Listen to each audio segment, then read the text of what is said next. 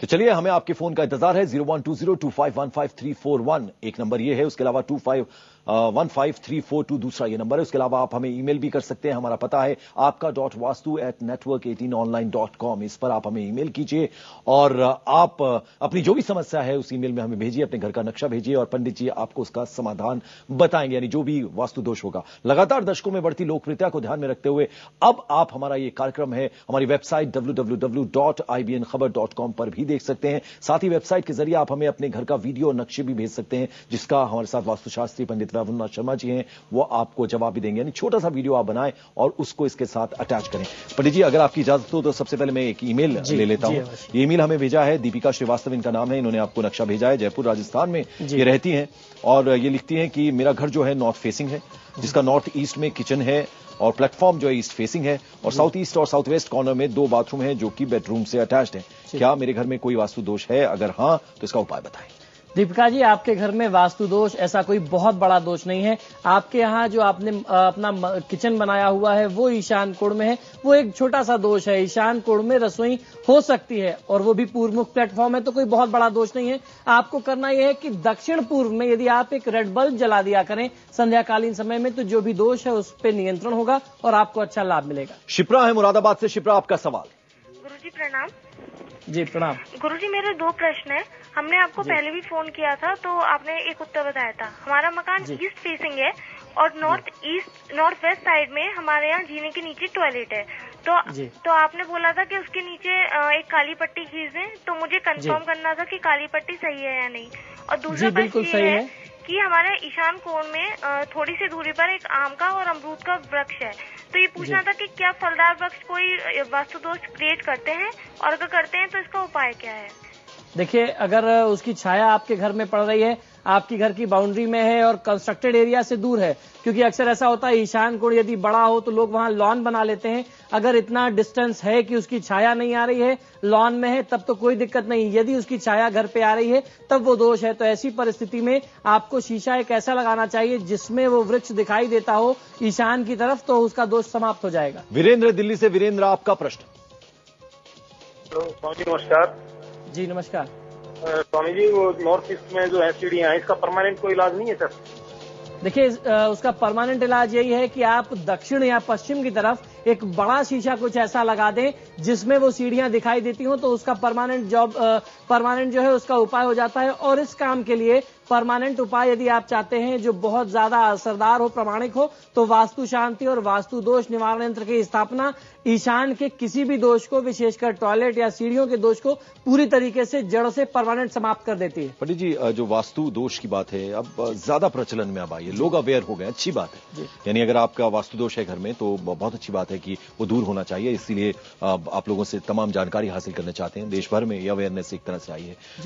अगर आप इस एक घर में रह रहे हैं जहां वास्तु दोष है, चलिए वो आपने पूछ लिया, उसमें चेंजेस आ गए, लेकिन अगर आप नया घर बनाने जा रहे हैं या बिल्डर फ्लैट्स लेने जा रहे हैं, ये मैं इससे पहले भी आपसे सवाल पूछा है, तो किन किन बातों का बेसिक ध्यान रखें आप? देखिए, किसी भी फ्लैट को यदि आप लेने जा रहे हैं या आप कोई प्लॉट ले रहे हैं, तो सबसे पहले देखने की चीज ये है कि उस फ्लैट के या उस प्लॉट के चारों कोने बराबर होने चाहिए, 90 डिग्री के होने चाहिए। कोई भी कोण बड़ा, छोटा या घटता हुआ नहीं होना चाहिए, कटे हुए कोण ना हो। और इसके बाद यदि आपको दिशाएं पूरी मिल जाए, आजकल सबसे ज्यादा दिक्कत क्या होता है कि जो भी प्लॉट होते हैं वो एंगुलर प्लॉट होते हैं, आपको पूरी दिशा नहीं मिल पाती। यदि आपको दिशा पूरी मिल जाती है जिसमें चारों कोने साफ सुथरे और अच्छे हैं, कटे नहीं है, तो आपके लिए बहुत उत्तम होता है। पंकज है भिवानी से। पंकज, आपका प्रश्न। पंडित जी, हेलो। जी, सवाल करें आप। पंडित जी, हमारा घर उत्तरमुखी है, तो हम ये पूछ रहे थे कि सीढ़ियां चढ़ाने के लिए कौन सी जगह अच्छी रहती है? जी देखिए, यदि उत्तरमुखी है तो दक्षिण या पश्चिम, विशेषकर पश्चिम का क्षेत्र सीढ़ियों के लिए, उत्तर पश्चिम का क्षेत्र हमारे यहाँ शास्त्र में बताया गया। और सीढ़ियां क्लॉकवाइज होनी चाहिए। जब भी समाप्त हो तो वो पूर्व या उत्तर की तरफ ही समाप्त हो, उसको ऐसे घुमाना चाहिए। यदि इस तरीके से बनाते हैं तो पूरी तरीके से शास्त्र सम्मत होता है। और जो डुप्ले का कॉन्सेप्ट आया है थोड़ा पुराना भी है, लेकिन लोग प्रेफर करते हैं, यानी आप फर्स्ट फ्लोर पे आपके बेडरूम्स बने हुए हैं उस तरह से, वो कॉन्सेप्ट, उसको लेकर वास्तु का कुछ? जी बिल्कुल पंकज जी, आपने बहुत महत्वपूर्ण बात की है। जो ड्यूप्लेक्सेस के कॉन्सेप्ट होते हैं या जो आजकल जो फ्लैट्स बन रहे हैं एक के ऊपर एक के जो कॉन्सेप्ट हैं, हमारे यहाँ शास्त्रों में ये कहा गया है कि यदि आपको एक से ज्यादा फ्लोर बनाना है तो पहले के फ्लोर से, अर्थात जो ग्राउंड फ्लोर हो, उसके बाद जो ऊपर का फ्लोर होगा वो हाइट में कम होगा। सपोज करिए कि आपने ग्राउंड फ्लोर की पूरी हाइट अगर 25-30 फीट रखी है, पूरी उसकी जो लंबाई है वो 30 फीट है, तो ऊपर का फ्लोर 30 फीट नहीं होगा, 30 से कम होगा, 25 हो सकता है, 27, 28 हो सकता है, और उसके ऊपर का फ्लोर उससे भी कम होगा। इस तरीके से घटते हुए क्रम में फ्लोर्स बनाने के नियम है। दरवाजों के ऊपर दरवाजे नहीं होने चाहिए जो आज के फ्लैट्स में होते हैं, ड्यूप्लेक्सेस में होते हैं। तो इस प्रकार के कुछ ऐसे दोष हैं जो हम जाने अनजाने आजकल बना देते हैं, और उनका उपाय बहुत ही सरल, बहुत ही सहज होता है। जम्मू से विजय कुमार। विजय जी, जल्दी से आपका प्रश्न। हेलो जी, सवाल पूछें। नमस्कार पंडित जी। जी नमस्कार। अच्छा, मैं जम्मू से बोल रहा हूँ जी। मेरा प्लाट है वो दक्षिण मुखी प्लाट है जी। तो उसमें मैं घर बनाना चाहता हूँ, तो मुझे समझ नहीं आई मैं वास्तु के अनुरूप कैसे घर बनाऊं मैं। जी तो दो देखिए बेडरूम का मुझे रिक्वायरमेंट है, 2 बेडरूम की। जी बिल्कुल, देखिए दक्षिण मुखी आपका प्लॉट है, तो सबसे पहले आपको यह करना है कि जो भी कंस्ट्रक्शन आप करेंगे दक्षिण और पश्चिम से करेंगे। पंडित जी, यहाँ मेरे को रोकना होगा आपको, जवाब हम विजय जी का जरूर देंगे। 2:06 हो गए हैं। ये वो घड़ी है जब पंडित जी यहाँ पर बताएंगे एक जबरदस्त उपाय। तो क्या है उपाय? जी पंकज जी, आज का उपाय यह है कि यदि आपके घर में आपके घर के पुरुष सदस्यों को सफलता ना मिल पाती हो तो क्या करें, कौन सा वो उपाय करें जिससे आपके परिवार के सदस्यों को सफलता मिल जाए। यदि घर में बहुत ज्यादा तनाव हो, घर में आर्थिक हानि बहुत ज्यादा हो रही हो, तो घर के मध्य स्थान को यानी ब्रह्म स्थान को साफ सुथरा और सुरक्षित रखने का प्रयास करना चाहिए। वहां पे आप कोई भी किसी भी प्रकार की गंदगी नहीं कर सकते हैं, और घर के चारों कोनों को बहुत समान रूप से साफ सुथरा होना चाहिए। आपको ये ध्यान रखना होगा कि कोई भी कोने कटे हुए ना हो या बढ़े हुए ना हो, किसी में कोई घटते बढ़ते हुए क्रम में कोई भी चारों कोने ना हो। चारों कोनों का बराबर होना बहुत ज्यादा अनिवार्य है। यदि ऐसी स्थिति है कि चारों में से कोई भी कोना सही नहीं है, बराबर नहीं है, कम नहीं है, घट बढ़ रहा है, कम है, ज्यादा है, तो ऐसी स्थिति में जो भी कोना हो उस स्थान के उस देवता से संबंधित जो भी यंत्र होते हैं, मैंने पिछले भी चर्चा की थी, बहुत विस्तृत चर्चा की थी। हर क्षेत्र के अपने देवता होते हैं। आप अपने जो भी आपके कर्मकांडी ब्राह्मण हो, आप उनसे संपर्क कर लीजिए। आप उनको बताइए कि ये दिशा है, ये दिशा कट रही है, इस दिशा का स्थान कट रहा है, उपदिशा कट रही है, तो वहां के जो भी देवता होंगे उनसे संबंधित यंत्र को प्राण प्रतिष्ठित करके यदि आप अपने पूजा स्थान में रख करके पूजित करते हैं तो आपको किसी भी प्रकार का वास्तु दोष नहीं लगेगा, और जितनी भी असफलता है, जितने भी आर्थिक नुकसान है, वो तत्काल रुक जाएंगे। आपका परिवार सुख और समृद्धि और आर्थिक लाभ को प्राप्त करेगा। विजय जी, जम्मू से आपने प्रश्न पूछा था, हमने बीच में पंडित जी को रोकना पड़ा था क्योंकि यहां पर भी आपको फायदा हुआ, एक चमत्कारी उपाय आपको सुनने को मिला। अब आप अपना जवाब पूरा सुन लीजिए।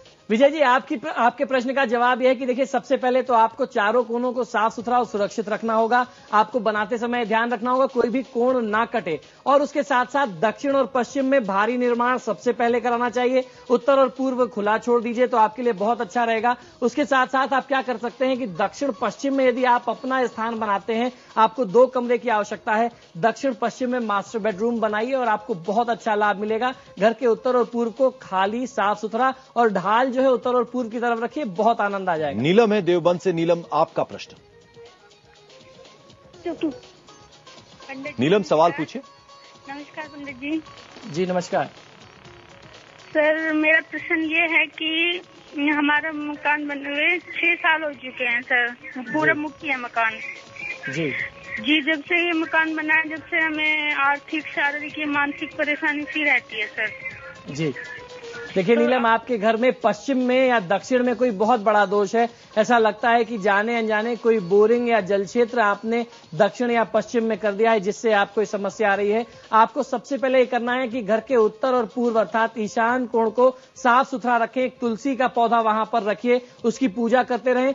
दक्षिण और पश्चिम के स्थान में आप अपना कमरा बना लीजिए, दक्षिण की तरफ सिर करके सोना शुरू करिए। 3 महीने के अंदर आपको बहुत अच्छा लाभ मिलेगा। पंडित जी, कितने भी सिक्योरिटी सिस्टम आप लगा लें, बहुत सारे यंत्र आ रहे हैं आजकल, ये अवेलेबल है जी।